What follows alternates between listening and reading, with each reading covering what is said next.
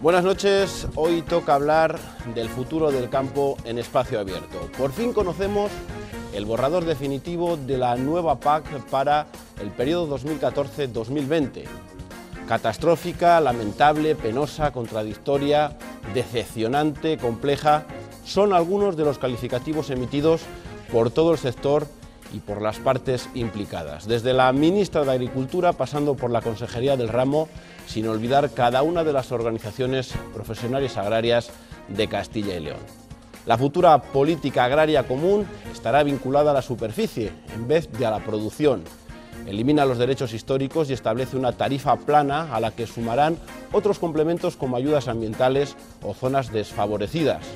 No deja demasiado claro que es un agricultor activo, pero sí sabemos que vamos a recibir menos dinero de media por hectárea.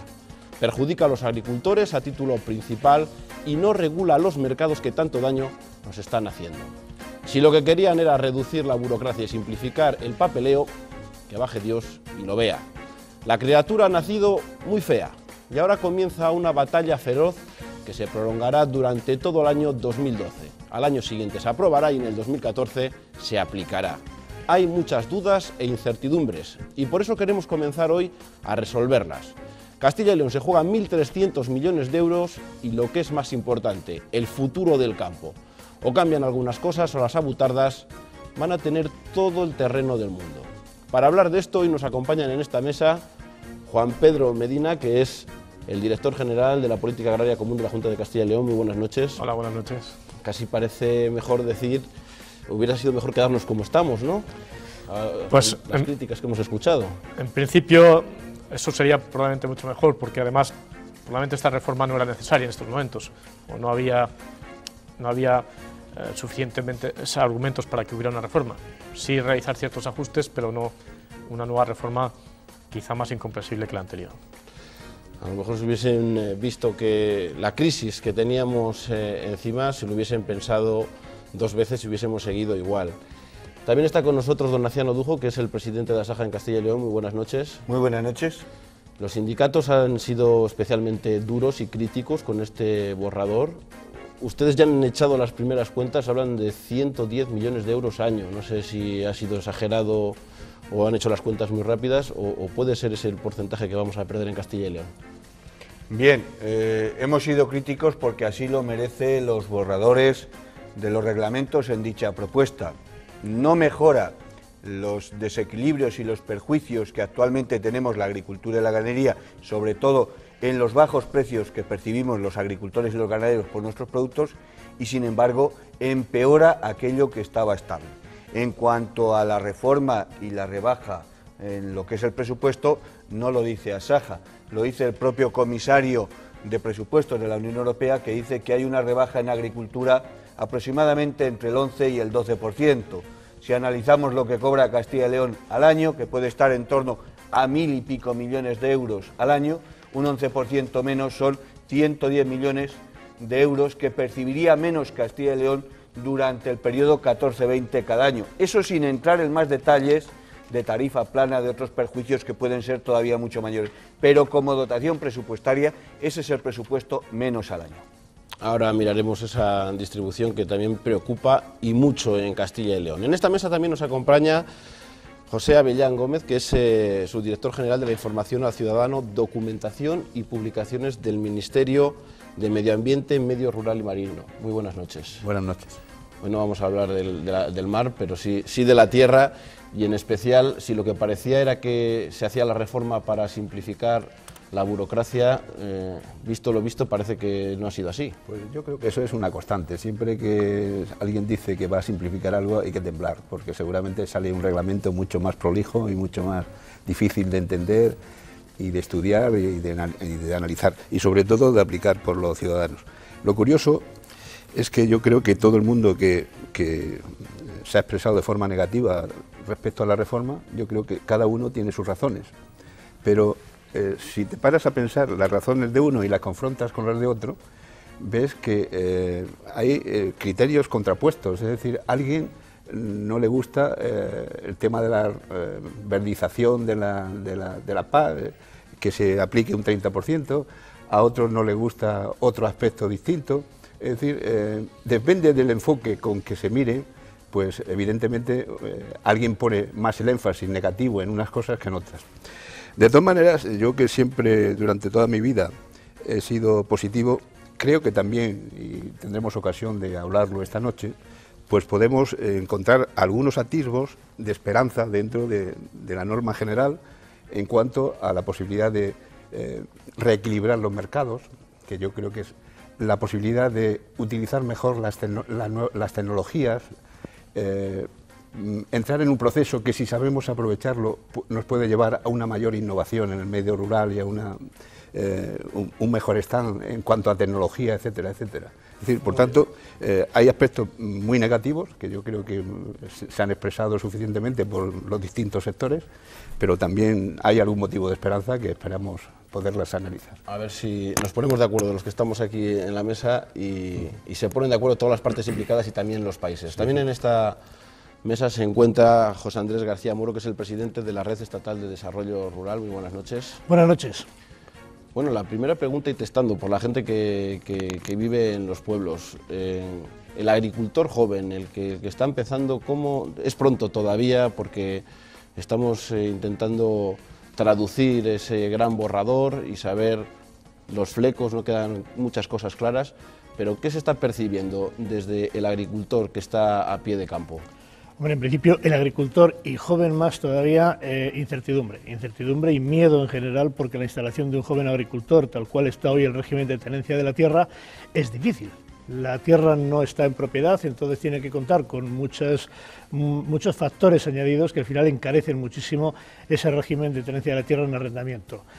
Por eso es una incertidumbre generalizada, pero máxime cuando ya se ve, como decía don Aciano, que va a haber un recorte, otra vez a dejar pelo en la gatera, lo cual es malo en general para el agricultor, es malo para la agricultura, es malo para el sector empleo, que es tan fundamental en estos momentos, y además también es malo, y bueno, ahí nuestro amigo José dice que tal vez los mercados se reequilibren. Yo creo que en este momento no hay ningún atisbo de que se reequilibren los mercados, tal cual lo deja esta PAC, y consideremos que el 70% de lo que percibe el agricultor en su renta es por su producción. Mientras la sigamos vendiendo, que yo soy agricultor, por debajo del precio de costo, las ayudas al final no las recortarán, pero es que aunque tengamos las ayudas, seguiremos pendiendo de un hilo y seguirá la espada de Damocles sobre nosotros, con lo cual no es una buena noticia esta reforma tal cual se ha aplicado, si bien desde la perspectiva de los grupos de acción local, de desarrollo rural, se refuerza la iniciativa líder, pero los refuerzos tienen que venir acompañados de la parte crematística.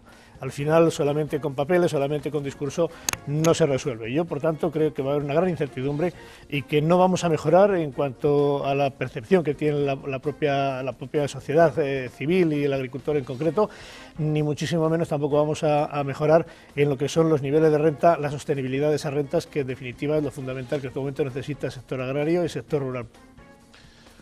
Bueno, pues todo ello vamos a hablar. Lo primero es poner antecedentes. Ayer en Bruselas se presentaba ese borrador. El comisario de Agricultura, Dacian Ciolos, daba a conocer esos datos, aunque la verdad es que la mayoría de los flecos ya se habían filtrado para tantear al sector. Hay algún que otro cambio y sobre todo muchas quejas. En este informe que les vamos a ofrecer también se reflejan esas primeras críticas desde todo el sector. Los agricultores de la comunidad temen que una política agraria común más verde lastre al sector con sobrecostes. Bruselas ha propuesto en la nueva reforma acabar con el modelo de reparto de ayudas que favorece a España.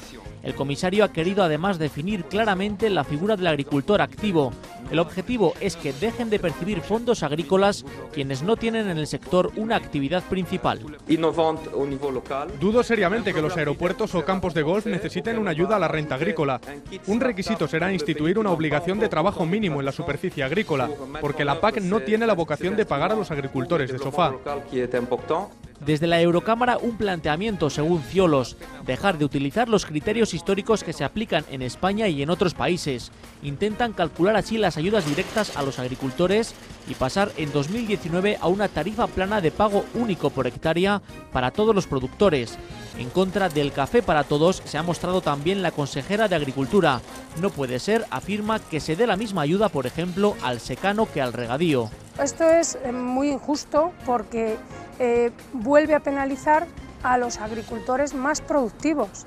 si pagamos lo mismo. Esto es tan sencillo de entender como si a todos los trabajadores de una empresa se le paga lo mismo. Decepción al mismo tiempo la que ha expresado la ministra de Agricultura. Ese cambio que se ha pretendido realizar es claramente perjudicial para nuestra agricultura y para el papel que la agricultura ha de jugar a nivel europeo. Los que lo sufren más de cerca son, en definitiva, los agricultores de Castilla y León. Somos la comunidad que mayor parte recibe de esas ayudas europeas, 1.300 millones de euros de los 7.500 que llegan a España. No convencen los recortes de entre un 10 y un 15% en el presupuesto europeo. En 2020 habrá 50.000 millones de euros para la PAC, 7.000 millones menos que en 2013. Tampoco agradan las medidas verdes. El 30% de las ayudas directas se tendrán que destinar a políticas medioambientales. Con la nueva política agraria no deja de tener trascendencia la obligación a la rotación de cultivos o que las ayudas vayan para un agricultor llamado activo, aquel que tiene unos beneficios agrarios al menos del 5% del total de sus ingresos. Dicen los agricultores que con esta reforma están obligados a producir en función de las subvenciones y no en función de lo que conviene al campo y al mercado. Ahora y durante el próximo año y medio, la Unión Europea deberá negociar esta reforma de la PAC que entrará en vigor en 2014. Solo un pequeño apunte que han saltado aquí nuestros contertulios como un resorte. No somos la comunidad que más recibe, somos la segunda. Andalucía recibe ahora mismo más dinero de la PAC que nuestra comunidad. Bueno, lo primero será saber si esta PAC, según está, aunque falta mucho de recorrido, Pedro Medina, es si se puede bloquear. Porque si todo el mundo está tan en desacuerdo, ¿se podría dar marcha atrás o se podría modificar tanto que estuviésemos casi contentos? Esa es una cuestión compleja. Siempre existen las posibilidades de minorías, de bloqueo. Aquí hay que tener en cuenta dos cuestiones importantes. A la vez que se está negociando el paquete de PAC, de todas estas normas que estamos refiriéndonos, que necesitará para su aprobación una mayoría cualificada, también se va a negociar la perspectiva financiera. Y en la perspectiva financiera, donde una de las rúbricas, por supuesto, es el gasto agrario, ahí para aprobarla tiene que haber unanimidad. Por tanto, hay dos hechos en paralelo. Probablemente sea más difícil de llegar a una unanimidad de aprobación del gasto global de la PAC, máxime en esta situación de crisis. Y en cuanto a los instrumentos en sí de la propia PAC, pues siempre podría existir esas minorías de bloqueo para no llegar a la mayoría cualificada. Pero es complejo, es complejo. Ahí veremos también la capacidad que tiene el Parlamento, porque va a ser la primera vez en esta negociación que va a intervenir el Parlamento a partir del Tratado de Lisboa con su informe de codecisión, y veremos a ver si a partir del Parlamento y de las enmiendas que se puedan introducir en el Parlamento, probablemente en el primer semestre de 2012, al menos, no digo bloquearla, pero al menos consigamos reformarla. Positivo, ¿no? Porque los parlamentarios parece que están en contra, la mayoría no se parecen muy favorables a este borrador que se ha presentado y al coparticipar, es decir, no tener voz. Sí, tuve la oportunidad de ayer en directo, cuando el comisario presentó la propuesta a los parlamentarios a través de la web, pues tuve la oportunidad de escuchar las reacciones de los parlamentarios, distintos parlamentarios. El primero que empezó fue el ponente respecto a la comunicación de noviembre, Albert Dess, y él agradeció al comisario evidentemente la presentación en sede parlamentaria e incluso insistió en que el Parlamento va a luchar para corregir algunas cuestiones. Después intervino el Grupo Socialista, un portugués que va a ser, creo, el ponente principal. Y se mostraban todos también con distintos comentarios, especialmente se mostraban reácidos a esa simplificación y casi todos se pronunciaban a que esta reforma va en contra de la productividad, casi todos. También tuve la oportunidad de escuchar a un parlamentario báltico que decía que los países del Báltico, especialmente Letonia, pedían más ayudas por hectárea, y por eso dentro de una Europa de 27 hay muchas diferencias, aunque la mayor parte de las opiniones eran en contra de los elementos fundamentales de esta reforma. Don Aciano, ni los letones están a favor. Bueno, lo primero, y para explicar, yo quiero intentar que los contertulios se trasladen a la gente que nos está escuchando, sobre todo los agricultores y agricultoras y ganaderos, que por cierto de las mujeres poco venía escrito en el borrador, de eso también podemos hablar, las grandes diferencias y en qué va a cambiar. Sobre todo, lo más importante es que las ayudas ahora se van a vincular a la superficie y no a la producción. ¿Eso qué va a suponer? Vamos a ver, como tú bien dices, vamos a intentar explicar no solo a los agricultores y ganaderos, que de esto más o menos saben el tema, sino a todos los que nos están viendo, a todos los castellanos y leoneses, el por qué esta reforma es negativa para Castilla y León y para España. Lo primero, lo hemos dicho antes, el presupuesto se reduce en un 11%. Castilla y León va a percibir 110 millones de euros al año menos. Eso lo perciben los agricultores, pero ese dinero se reparte entre todo lo que es el sector, el tejido económico y social del medio rural de Castilla y León y de su conjunto. Son 110 millones menos que vienen para invertir, para mejorar en Castilla y León.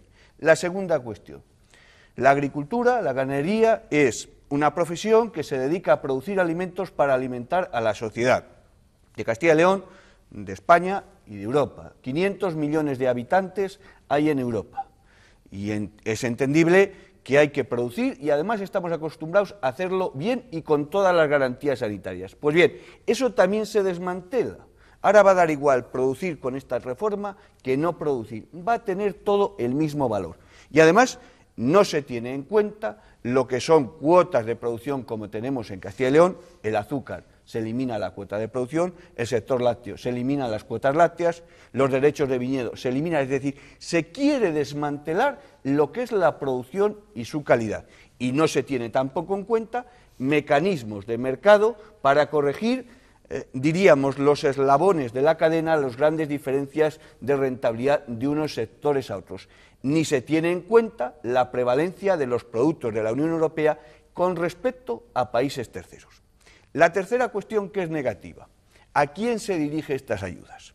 La definición que el comisario ha hecho de agricultor activo es una tomadura de pelo a los profesionales que nos montamos en el tractor o atendemos nuestras explotaciones ganaderas.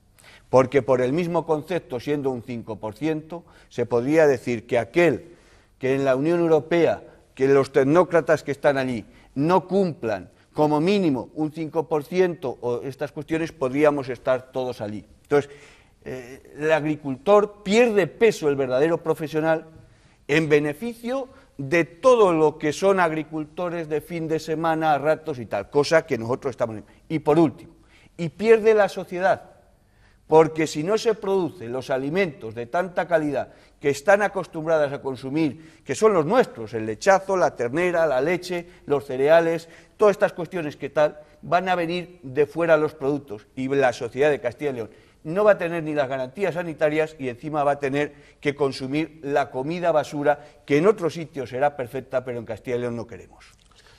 Vamos a ir por partes porque don Naciano prácticamente ha explicado todo el cambio del borrador de la PAC.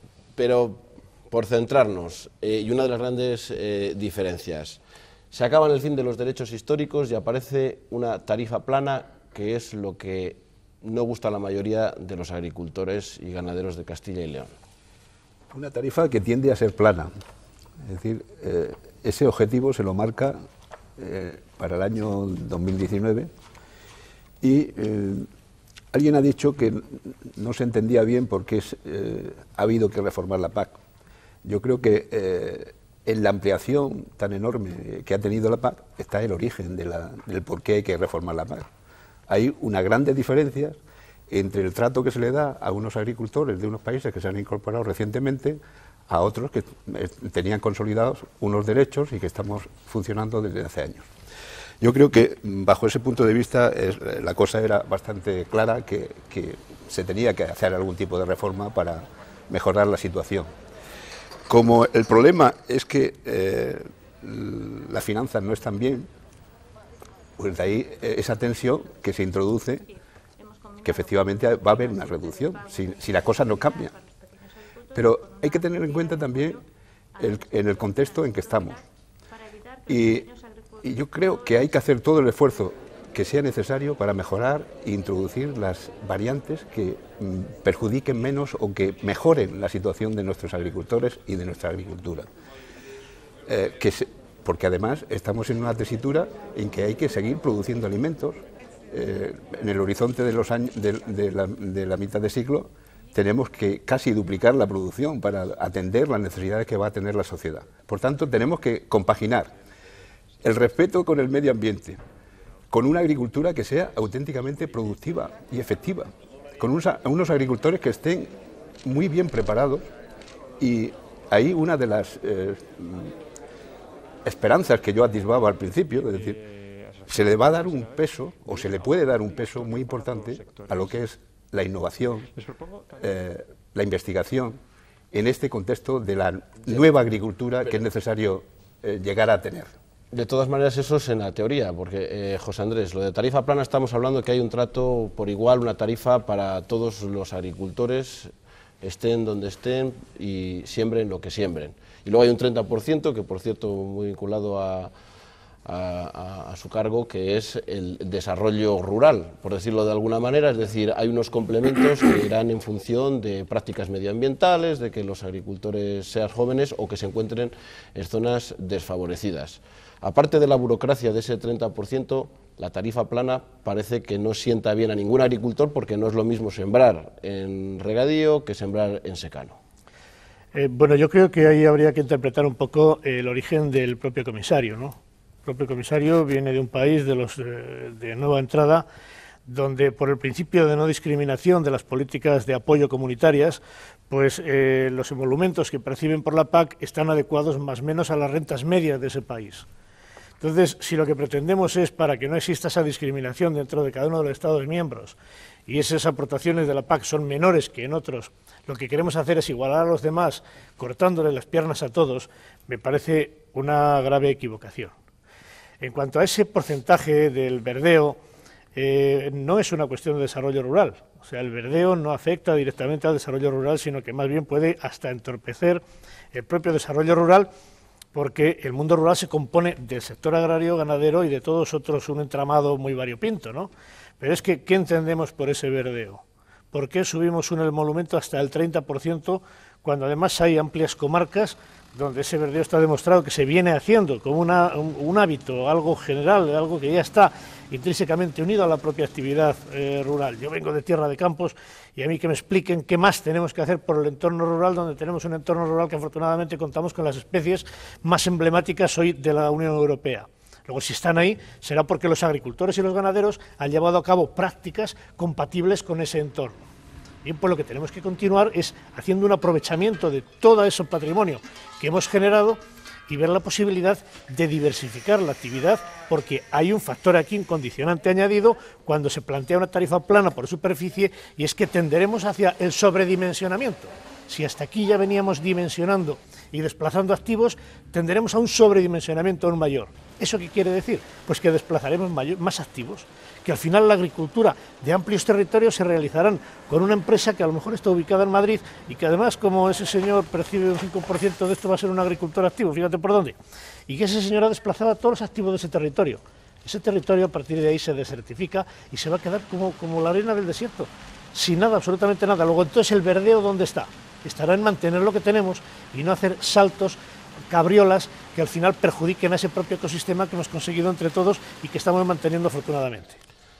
La tarifa plana, estamos hablando de que, bueno, ahora mismo se estará percibiendo por la PAC actual unos 240 euros por hectárea, y con la reducción que hay se puede quedar en unos 220. La tarifa plana, lo que va a ocurrir es que va a haber agricultores que tenían regadío, que estaban recibiendo bastante más dinero, unos 600 euros a lo mejor por hectárea, que van a haber mermado ese dinero, pero que habrá zonas a lo mejor de tierra de campos de secano que lo verán incrementado.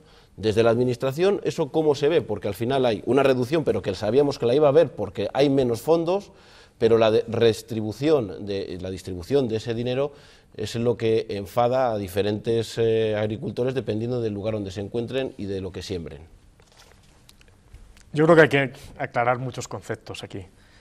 En primer lugar, el concepto de tarifa plana no es nuevo de esta reforma, eso que lo sepa la gente. Ya en la reforma de 2003, cuando se crearon los derechos de pago único, permitía diferentes modelos a los estados. Un modelo de tarifa plana, que lo han tenido algunos estados como Alemania, Reino Unido y Finlandia, un modelo basado en las referencias históricas, en lo que los agricultores cultivaban en 2000-2002, que lo han adaptado la mayor parte de los países, sobre todo los del sur, Francia, Portugal, España, Italia, Austria, la mayor parte, y podría haber un modelo híbrido, o sea, histórico, pero con convergencia hacia una tarifa plana. Eso ya en el 2003 ya aparecía en el reglamento. Con el chequeo se intentó dar una vuelta de tuerca y ir hacia tarifa plana, 2008, y ahora ya directamente nos llevan a tarifa plana en contra del modelo adoptado por la mayor parte de los Estados miembros. Fíjense lo que hace la Comisión. En contra de lo que hacen los Estados, yo voy hacia la tarifa plana. Quizá para la Comisión es más fácil de explicar. No hay diferentes importes por hectárea, pero eso es un tema de gestión.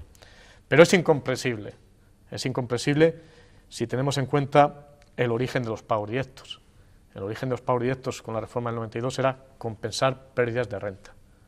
Eso, y si es compensar pérdidas de rentas, es compensar por la diferencia de precios institucionales y precios de venta de los productos.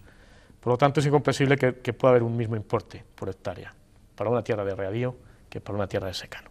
Eso es incomprensible. Y eso va en contra de la productividad. Va en contra de la productividad y luego, bueno, habrá más condicionantes, como ha dicho José Andrés, pero no quiero extenderme en los condicionantes que pueda suceder o cómo proyectar el futuro de esa tarifa plana. Pero de entrada, yo creo que es incomprensible que un señor de regadío que cultive maíz o que cultive remolacha, que aproximadamente puede tener 600 euros por hectárea ahora, pero que le han venido dados porque tenía una productividad y tenía una pérdida de renta por sus producciones, que ahora pase a tener, tú has dado una cifra, pero que pase a tener 220 o 230 euros por hectárea, menos, como concepto de pago base menos, como conjunto de pagos estará en torno a 220 o 230. Don Naciano, ¿qué puede pasar con esos agricultores que estaban percibiendo unos 600 euros y ahora se les va a reducir? A lo mejor no les compensa.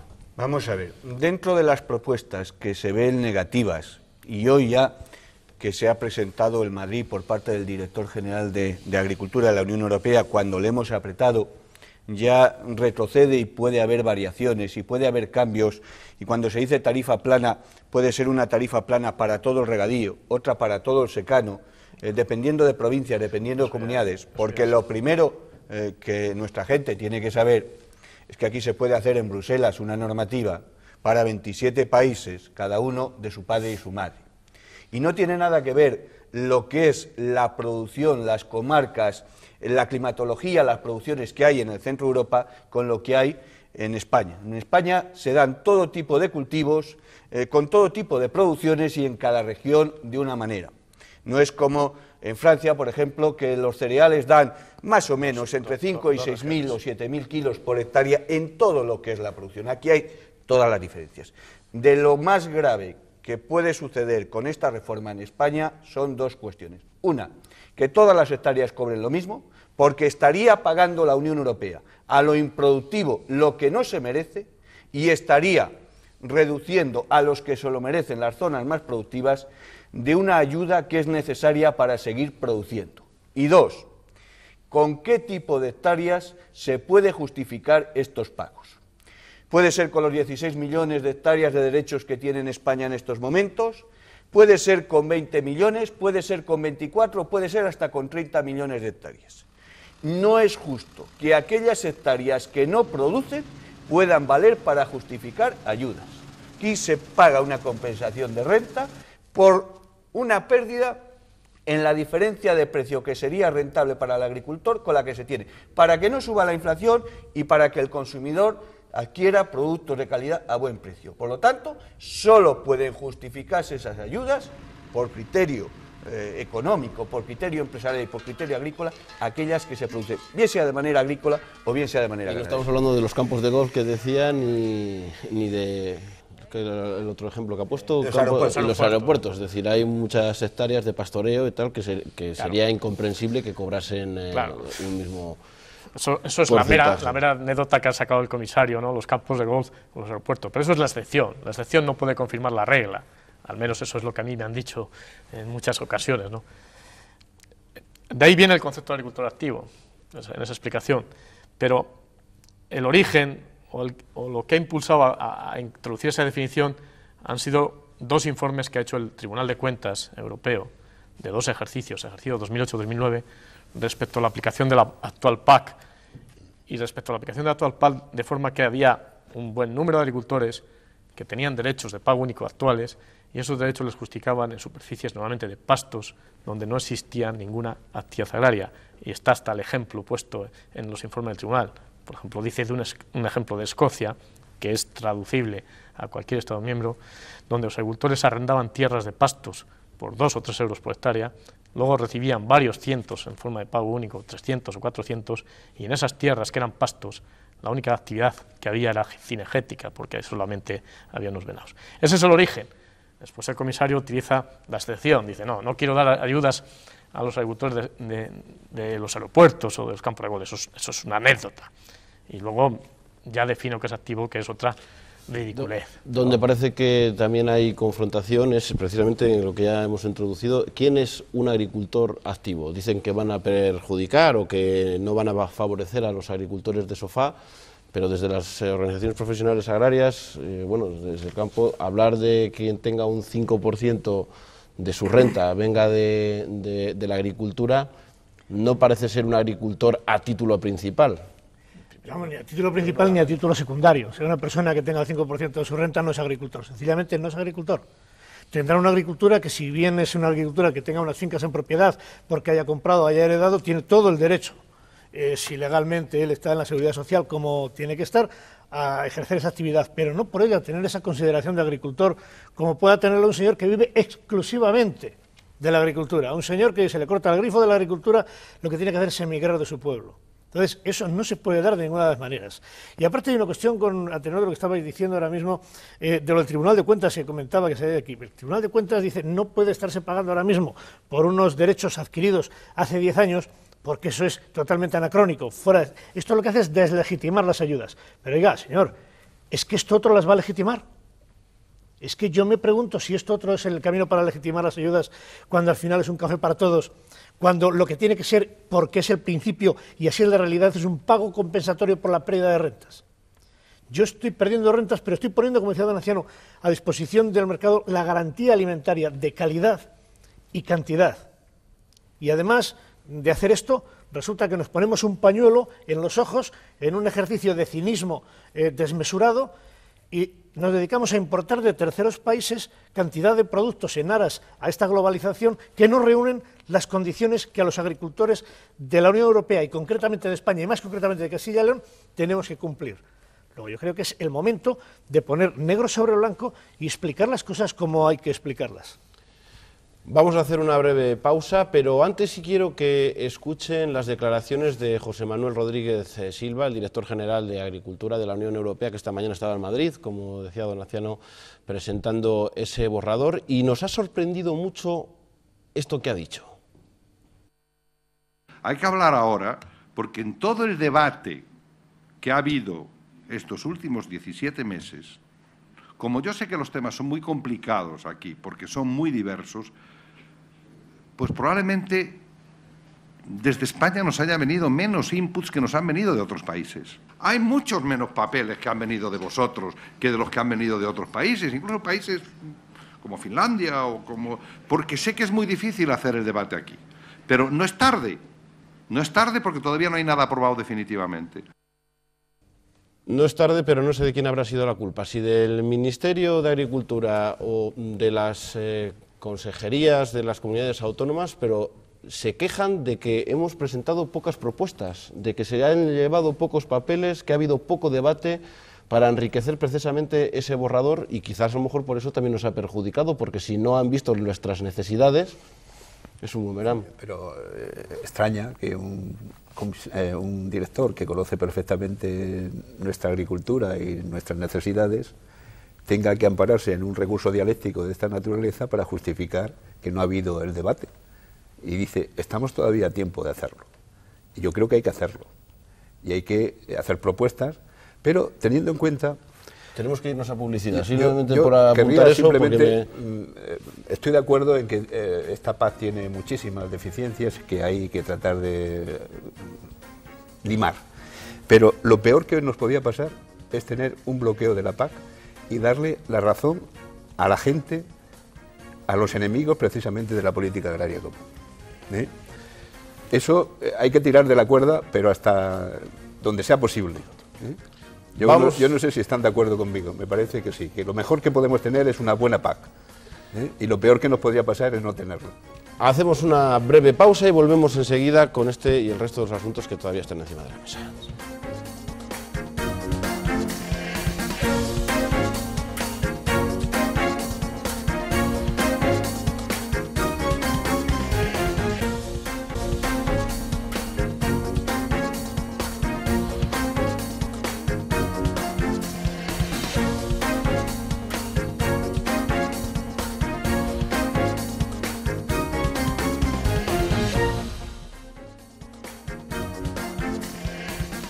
Pues habrá que trabajar duro para dar la vuelta al borrador de la PAC que acabamos de conocer y que no gusta a nadie o a casi nadie. Comienza una batalla y España debería aliarse con Francia y Alemania para cambiar el texto. De todas las cosas negativas que hemos enumerado, algunas perjudican más que otras a Castilla y León. ¿Cuáles son las prioridades? Las vemos enseguida, pero antes nuestros contertulios quieren hablar precisamente de esas declaraciones que hemos escuchado, Pedro Medina, del director general de Agricultura de la Unión Europea, criticando la postura insuficiente de propuestas a este borrador. Bueno, quizá desde el punto de vista de comunidad autónoma nos ha dado un poco la razón de lo que venimos reclamando desde hace ya tiempo, incluso desde la presidencia, fundamentalmente desde hace un año cuando se presentó la comunicación. Venimos reclamando al Ministerio la necesidad de una postura común, la necesidad de hacer el análisis de impacto en común con las comunidades autónomas. Y el Ministerio yo creo que sí que ha estado cierto tiempo dormido, ¿no? Al menos desde marzo de 2011 hasta recientemente prácticamente ni hemos tenido reuniones, ni se nos han pasado los documentos, ni se nos ha pedido opinión. Pero bueno, eso es tiempo pasado y hay que hablar de presente. Pero también es curioso que este director, que es español, diga estas cuestiones cuando hace pocos días decía que probablemente ayer nos iban a sorprender con cambios importantes en las propuestas que se iban a presentar. Y la sorpresa no ha sido ninguna. O sea que este señor algunas veces no sé si sabe dónde está, depende de dónde esté, dice una cosa o dice la contraria. Nos queda muy poco tiempo. Una de las preocupaciones que tenemos en Castilla y León, también en España, es el control de los mercados. Está con las patatas, con cualquiera de los productos, no existe una regulación, nos vienen productos de fuera que tienen menos calidad, los controles se aplican a los productos de Castilla y León, de España, y no a los que vienen de fuera. No parece reflejado, ¿no? Tampoco en este borrador, y os preocupa mucho. Lo dije al principio, aquellas cuestiones que echábamos en falta en la PAC que tenemos en estos momentos no se ven en ningún caso en la nueva PAC. Sin embargo, lo que tenemos se desmantela. El agricultor, el ganadero, quiere percibir su renta vía precios. Como no las alcanzamos, tiene que haber ayudas, pero nosotros seguimos apostando porque tiene que haber unos precios de intervención y una intervención a nivel europea que controle lo que es los altibajos de los precios de las materias primas y además que tenga unos suministros para aquellos casos que por climatología o por otras causas haya escasez. Recordemos que hace un año había escasez de cereales, que estamos viviendo una escasez de azúcar por una mala reforma que se hizo anteriormente. Y luego tiene que haber una preferencia comunitaria para que lo entiendan. Es, como todo el mundo, tiene que cuidar lo suyo. No es lógico que Europa desmantele su agricultura, nos cambie por electrodomésticos, por otras cuestiones que vende a Brasil y sin embargo de Brasil, de Canadá o de países terceros como Marruecos entren productos sin ningún control en España. Y no es competencia leal, es desleal. Pongo un ejemplo. Mientras en España todos son controles, empezando por la calidad, por el sueldo, por las profesiones, por todas las cuestiones, en países terceros, como podríamos poner Marruecos, como podríamos poner Turquía, la recolección, el mantenimiento del ganado se hace con niños o mujeres sin sueldo, que no tienen ninguna posibilidad económica ni social y que, por lo tanto, no tienen los mismos costes que aquí, pero no tienen las garantías y si no, el consumidor tiene que comprobar que cada vez que hemos tenido una alarma sanitaria de productos de alimentación, nunca han sido ni de Castilla y León ni de España, siempre nos vienen, sea vacas locas, sea fiebre aftosa, sea peste porcina, sea el E. coli, de productos o ingeniería financiera, bursátil o de cualquier otro tipo de fuera de nuestras fronteras. Controlemos eso y arrimemos el ascua a nuestra sardina. Hay dinero para eso, dicen que unos 3.500 millones para esos controles, pero parece que es insuficiente.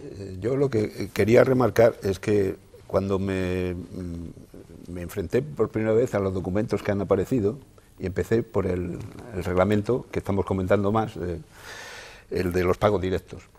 Entonces me acordé de un chiste que contaba Eugenio, el humorista catalán aquel que... ¿Se acuerdan de aquel? Pues que hablaba de un señor que fue a coger rebellons, a coger setas, y se cayó por un precipicio y se quedó agarrado a una raíz.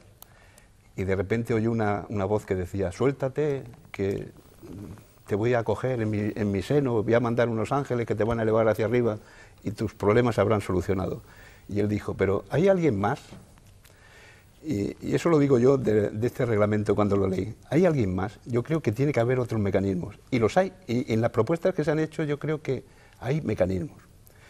Por eso decía que la propuesta de reglamento de Organización Común de Mercado Única, yo creo que puede atisbar esperanzas de que podamos avanzar en unas organizaciones de productores que sean capaces de equilibrar la cadena alimentaria.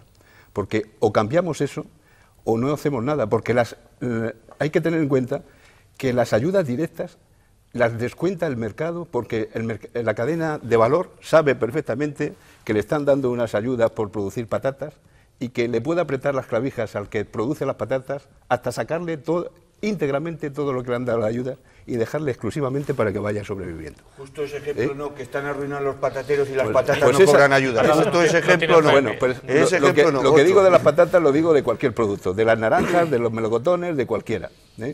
Entonces, hay que reequilibrar la cadena de valor, de manera que los agricultores y sus organizaciones tengan peso suficiente para estar en el mercado con posibilidad de defender auténticamente sus productos. Nos quedan 3 minutos, José Andrés. Ha salido el tema y no quiero que pase por alto. Las cuotas de leche, de azúcar y de viñedo van a desaparecer.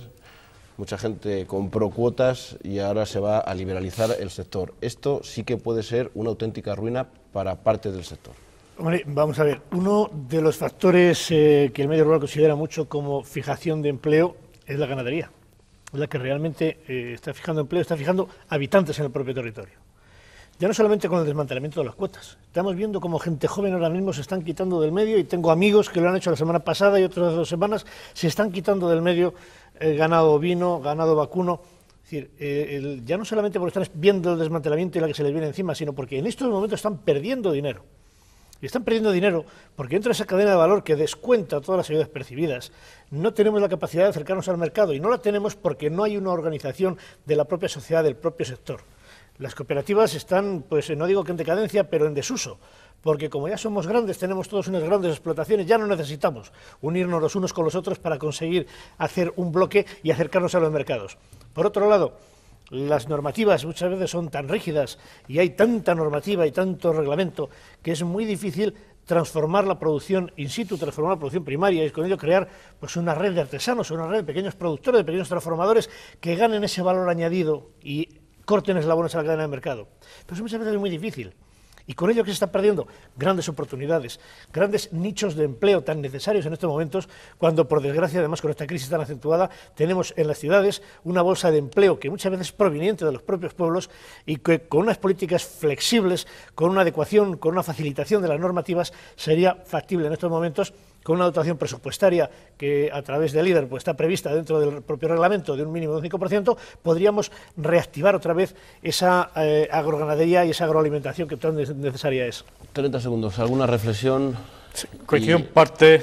Puede ser positiva, porque... Coincido en parte con la reflexión del representante del Ministerio, pero lo que está claro es que nos distraen la atención con los pagos, y lo importante, y la Comisión así lo debía haber tenido en cuenta, son los mecanismos del mercado. La propuesta de mecanismo de mercado es muy simple, no digo que no hayan avanzado en algunas cuestiones, pero va a ser necesario exprimirla al máximo, porque ahí es donde está la verdad de las rentas, no en las ayudas. Y nos distraen con los pagos directos y con el agricultor activo. Eso es una distracción o la tarifa plana. Nosotros siempre hemos reclamado una reforma dirigida a las medidas de mercado, siempre, y seguimos reclamándola. Pero hemos visto que en lo que se ha reflejado en los reglamentos probablemente no se le ha dado toda la importancia, y no se le dio importancia incluso en la propia comunicación del 18 de noviembre, que solo se la destinó media página, y a los proyectos se destinaron más de 3 folios. O sea que todo, y todo también con el presupuesto, porque ahora mismo para la medida del mercado, el gran bloque son los proyectos, la medida del mercado es muy poco. Nos tenemos que ir mañana y creo que 2 mesas redondas también de Asaja en la Feria de Muestras de Valladolid para seguir analizando y tratando este tema. La última reflexión, don Aciano, para la esperanza, sobre todo, aunque hablamos para los castellanos y leoneses, sobre todo para los agricultores y los ganaderos. Pues la última reflexión que yo hago es que nuestros dirigentes políticos y especialmente la ministra, que es quien tiene potestad, además de hablar en los medios de comunicación diciendo que esta reforma es un hachazo, creo que el comisario la presenta a todos los ministros de Agricultura el próximo día 20 o 21 en Bruselas. Con quien tiene que hablar es con el resto de ministros de Agricultura de la Unión Europea. Si todos piensan como ella, que así se entiende, rechazar totalmente esta reforma al comisario, como así lo hará el Parlamento, y hacer una reforma que sirva para producir alimentos de calidad, que dé garantías a los consumidores y de garantías a los agricultores para que Europa sea una potencia mundial en alimentación. Porque salir en los medios de comunicación, si no se es uno superactivo ante la defensa de los intereses con quien corresponde, no sirve para casi nada. Pues muchísimas gracias a los 4 por estar esta noche aquí en Espacio Abierto. Seguro que les emplazamos para nuevos encuentros porque esto de la PAC tiene para muchos capítulos, y si quieren conocer precisamente qué va a pasar en ese Consejo de Ministros, sigan los informativos de Castilla y León Televisión. Nosotros nos vamos, volvemos el próximo jueves. Pasen una feliz noche.